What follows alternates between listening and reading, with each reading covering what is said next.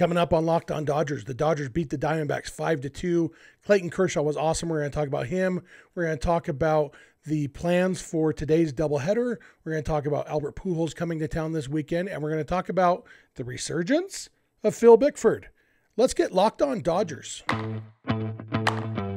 You are Locked On Dodgers, your daily Los Angeles Dodgers podcast. Part of the Locked On Podcast Network, your team every day.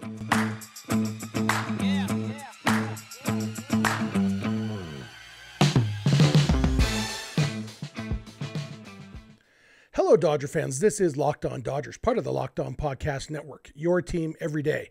Thank you for making Locked On Dodgers your first listen every weekday morning.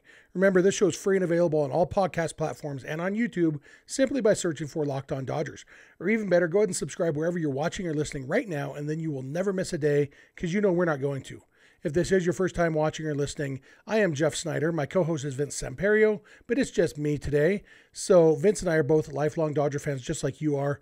We've also both spent time covering the Dodgers in the press box and the locker room. So we're not quite insiders, but we bring you the smart fans perspective on our boys in blue every weekday morning. And that's what I'm going to do for you today, bringing you the smart fans perspective on our boys in blue. And in this case, it was another Dodgers victory, their 102nd win of the year. They are now 102-44. They had never in franchise history been more than 56 games above 500 at any point in any season.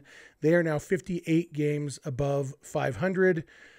It's crazy. And the schedule doesn't get super hard from here. They have 4 more games in this series with the Diamondbacks, a weird 5-game series thanks to the lockout.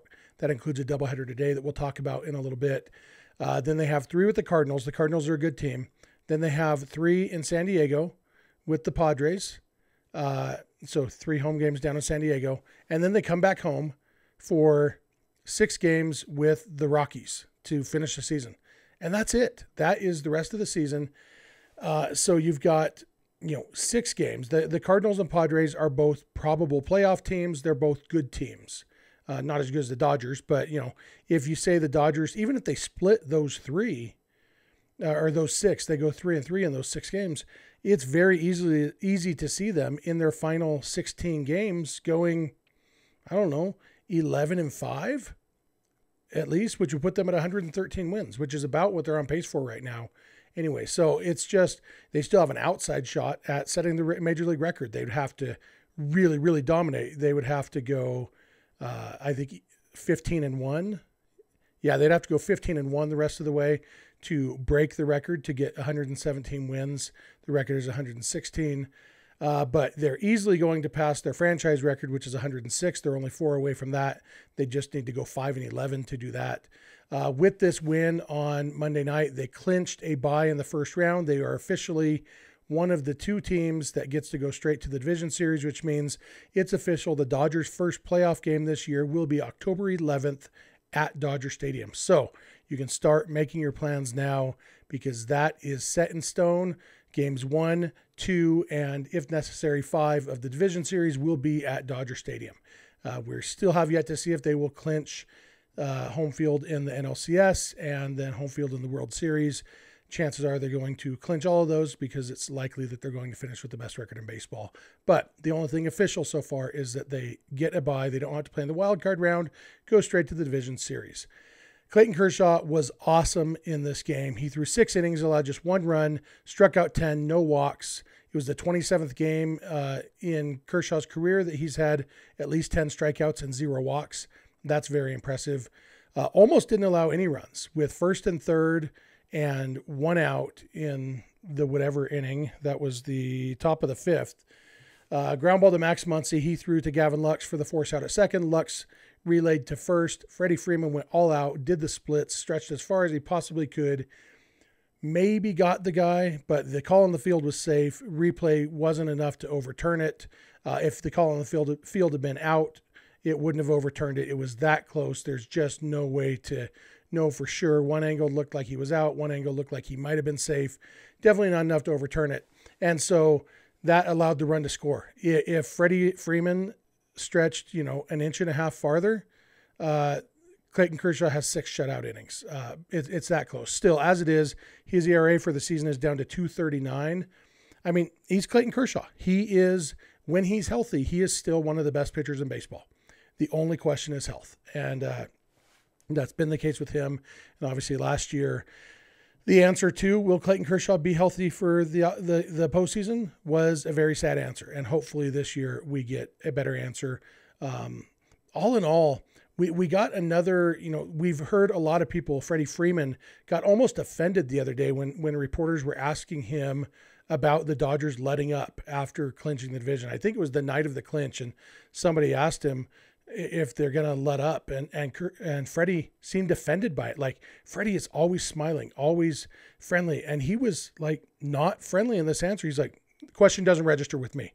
Of course we're not going to let up. And Justin Turner said kind of the same thing the other day. David Vassay asked him, it was Sunday night after the sweep of the Giants, and Vassay asked him, how do you stay so relentless? How does the team stay so relentless and focused when you've already clinched the division, you've already passed 100 wins, there's nothing left to play for, really? I mean, the home field advantages, but even those are likely to come. And Justin Turner said it just starts with this group of guys and wanting to show up every day and wanting to win. It doesn't matter where we're at in the standings or where anyone else is. We want to show up to the field every day and win a ball game and feel good about ourselves when we're going home. And I love that mindset. I think it's great. And I think it's obvious that is the mindset of pretty much everybody on this team. And as a manager, Dave Roberts has to kind of weigh those things. He's not going to give Freddie Freeman many days off. He's not going to give Trey Turner many days off. But he does have to occasionally give guys days off. He has to, with starting pitchers. He let Kershaw go, I think, 94 pitches. Yeah, 94 pitches in 6 innings, which is good for Kershaw to get stretched out. Obviously, there is with time in Kershaw's career when he would have been like 94, I've got 110 in me, no problem. Give me the 7th inning. And in this case, everybody understands, no, what we're playing for is bigger than this.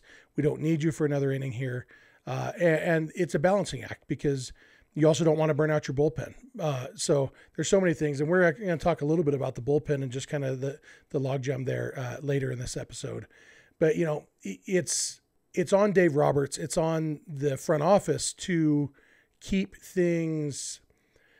guys rested and to kind of balance that right now versus October mindset. But the players, once you're in the lineup, it's like, okay, let's go win. And they're so good that, yeah, you can go out there and win. This game against the D-backs, the Dodgers only had 9 hits. 3 of those were from Gavin Lux, 2 from Joey Gallo. Mookie Betts was 0 for 4. Freddie Freeman was 0 for 3. Will Smith was 0 for 3. They got 1 hit from Trey Turner to extend his hitting streak. And other than that, the top of the order, the big 4, didn't really do anything. Muncy had a double and scored. Gallo had a homer and an RBI single. Lux had the 3 hits and got robbed of 2 different RBIs. One time Joey Gallo probably could have scored, but Dino Ebo held him. The other time Will Smith was called safe at the plate and then replay overturned it. But yeah, overall, it's not like it was a great offensive game, but that's this Dodgers team. You don't need to be great because there's so many good hitters in this lineup. You just play, and yeah, you're going to win most of the time. And so, and like I've said before, this is a model that is sustainable. Going out there, the idea is, okay, let's win today, and then at midnight, tomorrow is going to become today, and then let's win today again. And you can sustain that all through October. If your goal is let's win today, and you're as good as the Dodgers are, I really, really like their chances in October. Anything can happen. I'm not going to make a guarantee. I'm not Dave Roberts in that way, but they are the best team in baseball, and they have the best approach in baseball. And so I really like their chances. And like I mentioned to Vince probably a month ago, I said this feels like a team that in hindsight, we may look back and think, wow, they just steamrolled. Of course they were going to win the World Series. They have to win the World Series in order for that to come to pass. But it does have that feeling like we'll look back and say, oh, obviously they were going to win the World Series. But right now, in the moment, it's still stressful. And we're feeling that. And I hope we can remember that, because that's part of the fun of being a sports fan. Part of the fun of being a baseball fan is feeling this stress in the regular season and then feeling the stress really in the postseason. I'm going to come back in a minute. I am going to talk about Albert Pujols coming to town this weekend. A lot of fun stuff going on with that. So, thank you for making Locked On Dodgers your first listen every weekday morning, and please keep it Locked On Dodgers. These days, every new potential hire can feel like a high-stakes wager for your small business. You want to be 100% certain that you have access to the best qualified candidates available. That's why you have to check out LinkedIn Jobs. LinkedIn Jobs helps find the right people for your team faster and for free. Then add your job and the purple hashtag hiring frame to your LinkedIn profile to spread the word that you're hiring. Simple tools like screening questions can make it easy to focus on candidates with just the right skills and experience so you can quickly prioritize who you'd like to interview and hire. It's why small businesses rate LinkedIn Jobs #1 in delivering quality hires versus leading competitors. LinkedIn Jobs helps you find the qualified candidates you want to talk to faster. Post your job for free at linkedin.com/lockedonmlb. That's linkedin.com/lockedonmlb to post your job for free. Terms and conditions apply. All right, I am back. I want to thank you again for making Locked On Dodgers your first listen every weekday morning. It really does mean a lot to us. We love talking Dodgers with you. We love interacting with you on social media and on YouTube and everything. So if you're watching on YouTube, we'd love to hear your comments down below. If you're listening on the podcast, if you're driving, obviously don't tweet at us while you're driving. That's against the law and unsafe, and the world needs more Dodger fans in it, not fewer. So don't crash and die, okay? But, when you get to work, feel free to shoot us a tweet. If you had any thoughts on the episode, we'd love to hear it. We'll give you all our contact info at the end of the episode. I want to talk a little bit about Albert Pujols coming to town this weekend. The Cardinals are coming in. It's exciting for a lot of reasons. It's a potential postseason matchup. The Dodgers and Cardinals, anybody making the postseason is a potential postseason matchup. And so that could happen. Right now, the Cardinals are likely to be the third division winner, which means they would be playing in the wild card round. And I assume that means that they would be on the other side of the bracket. So if the Dodgers finish with the best record, so Dodgers Cardinals would have to be the NLCS. They'd have to get through the wild card round and the division series, but it could happen. Albert Pujols, as I'm recording this, he's sitting on 698 career homers, looking to become just the fourth player, Barry Bonds, Hank Aaron, Babe Ruth, Albert Pujols, fourth player to hit 700 home runs in a career. And there's a chance it could happen this weekend at Dodger Stadium. And a couple Dodgers weighed in on that. One of them was Hanser Alberto. If you were watching the game on ESPN on Sunday night, Hanser was mic'd up in the dugout. It was awesome. He did some Spanish play-by-play. Like Hanser, other than the fact that he's not overly good at baseball, there's nothing not to love about the guy. I've said before, I wouldn't mind if he wasn't on the postseason roster and was just there in the dugout for, moral support, whatever he is, the morale. But chances are, Miguel Vargas hasn't got many at-bats lately. Seems like they have kind of not given up on the idea of Miguel Vargas making the postseason roster, but it doesn't seem likely. And so you've got chances are Alberto's going to be on the postseason roster. But he was talking about having pitched. They asked him if he's the National League version of Shohei Ohtani. I said Shohei Ohtani in this episode. They asked him if he's the National League version. He said, yeah, I don't throw as hard. But they mentioned that he has a record 8 pitching appearances this year. That's a record for a position player pitching. 7 of them have come in wins. As I've pointed out, that is by far a record. The previous record was 3 by Russell Martin, also with the Dodgers. But yeah, 7 of Hanser's 8 pitching appearances have come in Dodgers wins. And he mentioned that he kind of wants to get 2 more pitching appearances just to get up to an even 10 for the season. And he specifically mentioned he would like to pitch to Albert Pujols because he would like to be the person to give up Albert Pujols' 700th home run. I love that. I think it's hilarious that, and obviously if Hanser gets in a game, it's because it's out of hand. The rules prohibit you from putting in a position player if the game's not out of hand. And so either the Dodgers are up big or down big. And at that point, yeah, if you want to give up a home run to Pujols, that's great, And so Hanser and Pujols are both from the Dominican Republic. Hanser is younger than Pujols, probably grew up idolizing Pujols. And so it's understandable that he would want to be the one to give that up. I assume Pujols would rather have the 700th home run come off an actual pitcher But, maybe not. Maybe it doesn't matter to him. And I could picture Hanser, if he gave up the 700th home run, I could picture him like meeting Pujols at home plate to hug him. That would be fun. Max Muncy was asked about it. David Vassay asked him about it before the game on Monday. And Muncy said, no one wants to give up a home run and no one wants a home run hit on their team, but we're all kind of hoping it does happen here at Dodger Stadium. That would be pretty special. Talking about Pujols hitting the 700th homer. So even the Dodgers want Albert Pujols to hit number 700 at Dodger Stadium. Obviously, they want it to come in a losing effort. But even that, they don't care a ton because, like I said, they're not playing for a lot. But I don't think they'd go so far. Obviously, Hanser, if Hanser was facing Pujols, Hanser would absolutely be throwing him meatballs. He'd be asking him, where do you want it?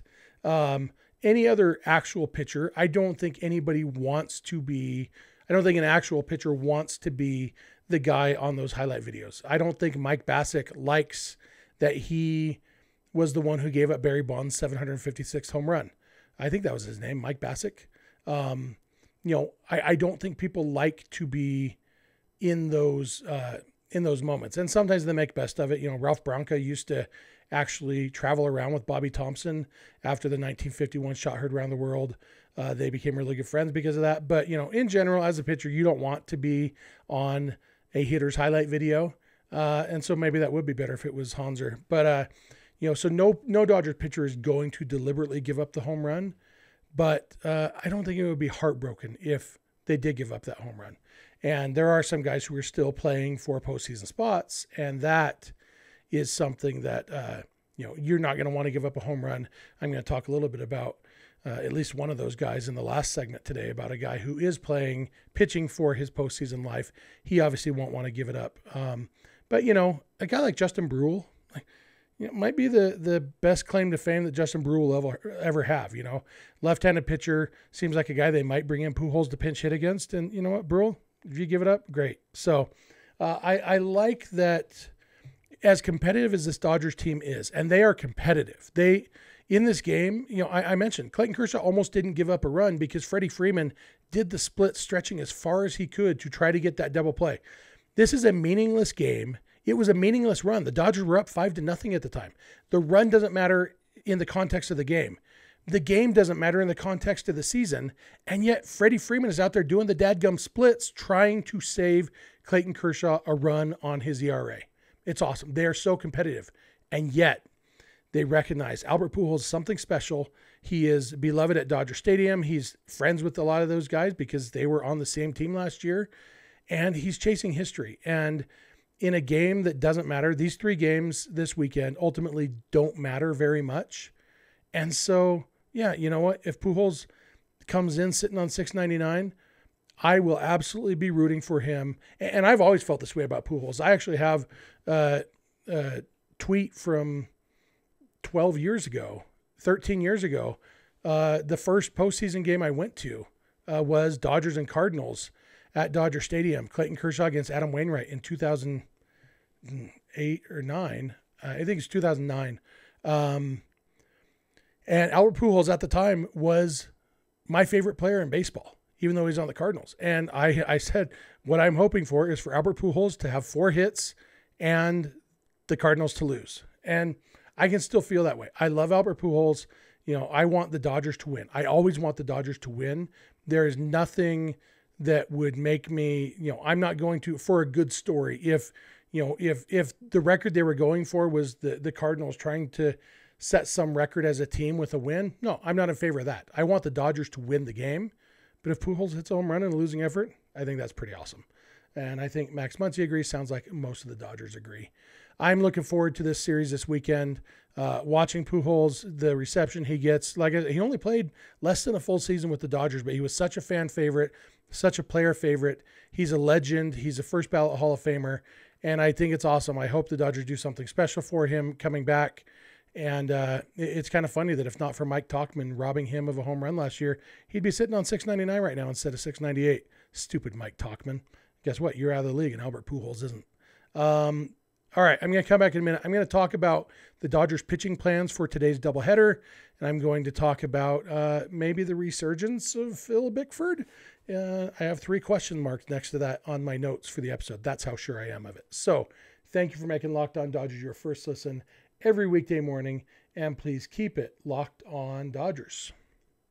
Okay, I am back, and I want to thank you one last time for making Locked On Dodgers your first listen. Actually, I'm probably going to thank you again for that later, but it really does mean a lot to us. If you are watching on YouTube, we'd love to hear your thoughts. Tell us how you feel about Albert Pujols hitting number 700 against the Dodgers if he does. Again, like my stance is I want the Dodgers to win the games, but if Pujols can hit some home runs in a losing effort, I'm pretty cool with that. And anything else that you want to talk about in the comments, or if you want to tweet at us, we'll give you all that contact info at the end of the episode. I don't know why I say we when I know it's just me on the episode. Maybe it's a fat joke. I don't know. Anyway, a couple things to talk about. The Dodgers played doubleheader with the Diamondbacks today, games 2 and 3 of a 5-game series. Thanks, owners, for that lockout that messed up the whole schedule. I think this was originally scheduled to be a 3-game series. But in the opening week that had to be rescheduled, the Dodgers had a 4-game series with the D-backs and a 3-game series with the Rockies. So I think the 2 extra games in this series are 2 of those games from that opening week 4-game series. And then the 3-game series with the Rockies is just tacked on at the end. It's why the Dodgers end with a 6-game series against the Rockies. But this doubleheader, the roster rules allow you, on a day that you have a doubleheader, you can add a 29th man, an extra man. Normally it's a 27th man, but because we're in September, the roster is already 28. So you get to add a 29th man for the doubleheader. The Dodgers announced on Monday that their 29th man will be Ryan Pepio, and that Michael Grove will get the start in the first game of the doubleheader. And then Pepio will piggyback on him. And I think they're probably hoping to get 7 or 8 innings between Grove and Pepio combined. Both of them, Grove has made 3 starts for the Dodgers. Pepio has made 7, I think. They both averaged a little under 5 innings per start. And so if they could do that, if they can, one goes 4, one goes 5, one goes 4 1/3, one goes 4 2/3, they could pitch the whole game. And if the offense shows up, that would be great, to let the rookies not have any stress, just have a stress-free game. Right now, the Diamondbacks haven't announced their starting pitcher. I was just looking to see if I had missed it since I started recording. No announcement yet as far as who the D-backs starting pitcher will be, and we know it'll be Michael. Oh, now it is. According to the app, it's going to be Zach Davies, he's a guy the Dodgers have had pretty good success against him this year. And so it'd be nice if the offense could knock him around a little bit, just make it stress-free. Okay, rookies, go out and just pitch us a complete game. Because on a doubleheader, you don't want to have to use anybody in both games of the doubleheader. And if they could get the 9 innings from the rookies, here's the benefit of that. Neither of those guys is going to be on the roster for very long. Pepio, we know for sure, will be sent back to the minors because Pepio, it's a little loophole. This year with the new CBA, there's actually a rule on how many times you can be optioned to the minor leagues in a season. It used to be you got an option year. You got 3 option years, and each year that you were optioned to the minor leagues, that counts as an option year. But within that option year, you could be optioned as many times as the team wanted. You could be optioned a dozen times. But with the new CBA, they cap that at 5. You can only be optioned to the minors 5 times. And Pepio has already been optioned to the minors 5 times this year.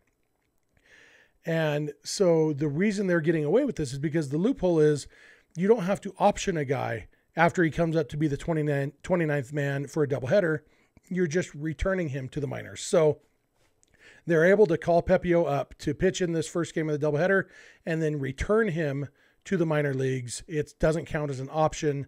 They actually did this with Pepio earlier this year, a previous doubleheader, which it's kind of funny. Leave it to the Dodgers. If any team was going to find a way to send a guy to the minors 7 times in the first year that's limited to 5 times, it's going to be the Dodgers. So that's what they're doing with Pepio.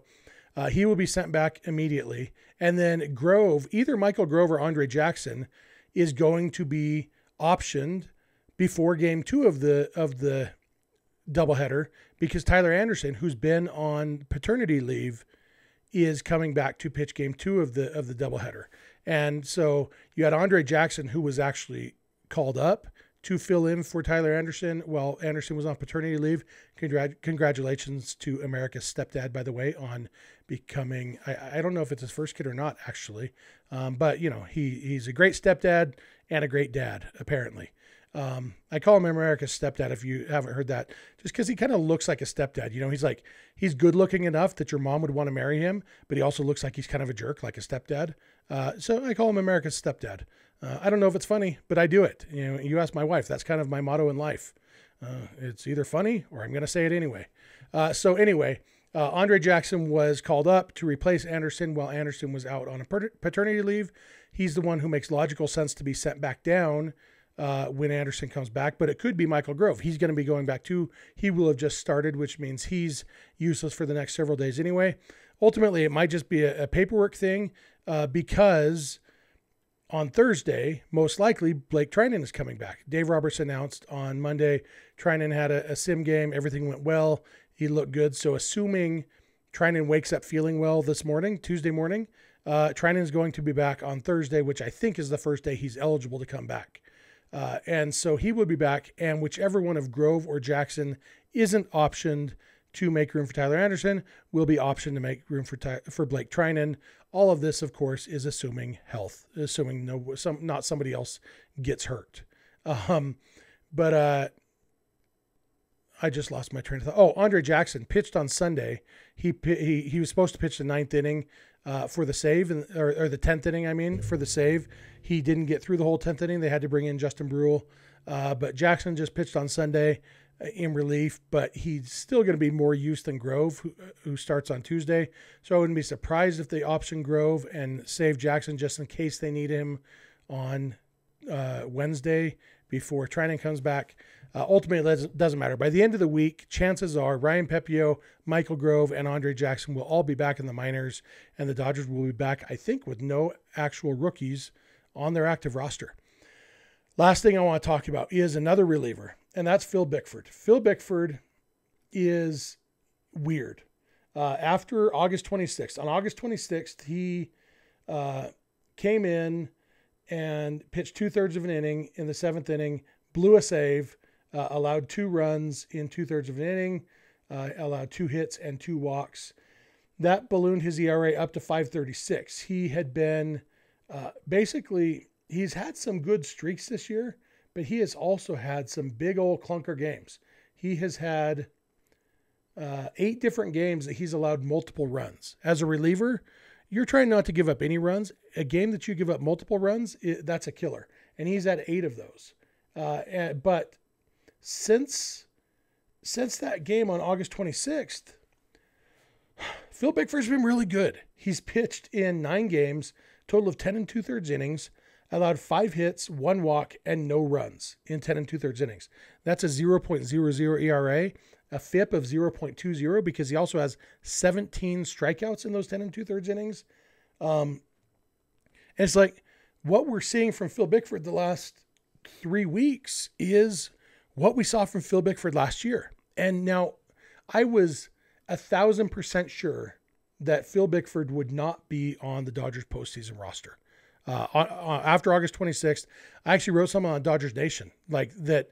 I didn't think he would get another inning this year, even in the regular season. I thought he was done.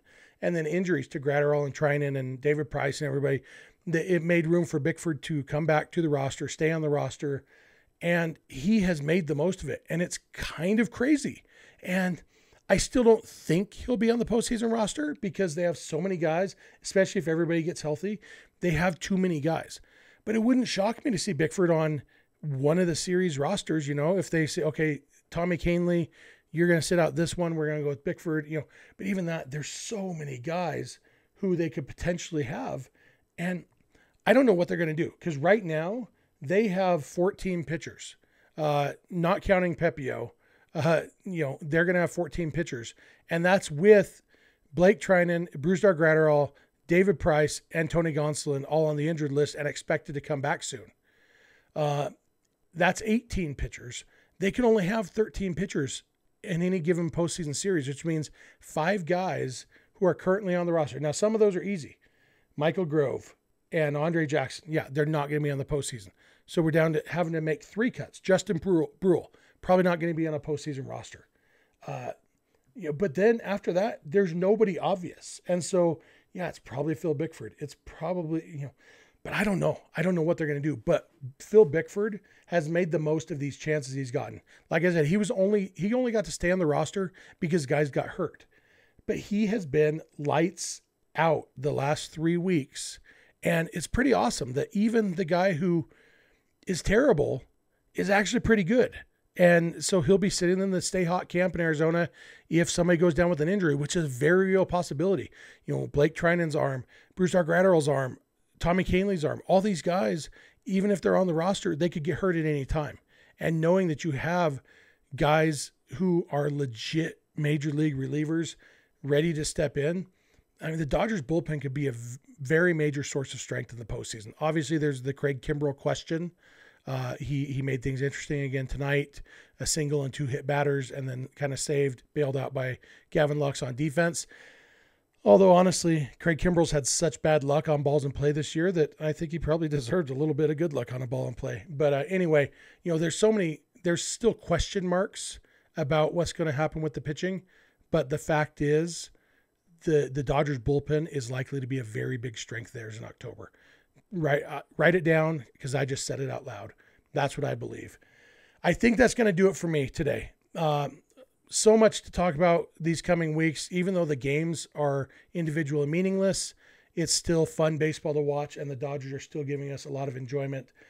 So thank you again for making Locked On Dodgers your first listen every day. Now for your second listen, check out the Locked On MLB podcast. MLB expert Paul Francis Sullivan brings humor, passion, and unique perspective on every team and the biggest stories around the league. Follow the #1 daily league-wide podcast, Locked On MLB, on the Odyssey app, YouTube, and wherever you get podcasts. If you're not watching or listening to Locked On Dodgers every day, we would love if you add 1 or 2 days a month to your rotation. If you have friends or family who love the Dodgers as much as you do, please tell them about the show. You can follow us on Instagram and on Twitter at Locked On Dodgers.